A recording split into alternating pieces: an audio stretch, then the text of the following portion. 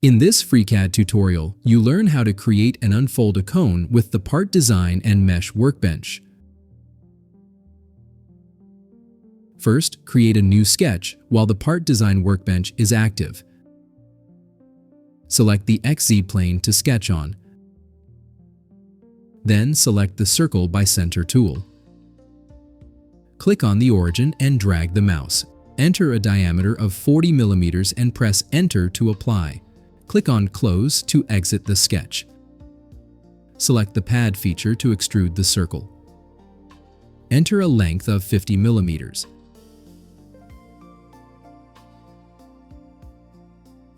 And enter a taper angle of -15 degrees. Click on OK to apply.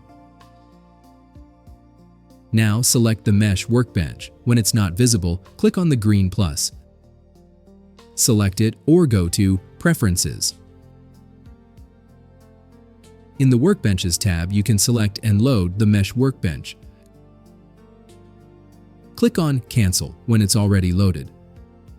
Consider subscribing if you like my content. Thanks. Select the Mesh Workbench and click on the surface of the cone. Then go to the Meshes tab at the top and select Unwrap Face. Now the outer surface of the cone is flattened. The big side of the cone has a diameter of 40 mm. This equals an arc length of pi multiplied by the diameter, which is 125.7 mm.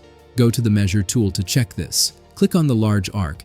Then you can see that it almost matches the 125.7 mm.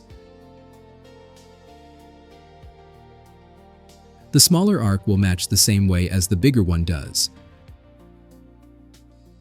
Click on Reset to remove the measured dimension, and click on Close to exit. You can hide the cone model by clicking the eye icon next to the body where it's in. Then you only see the flattened shape that can be used as you want. You might also want to check out my 3D printing channel. See you there.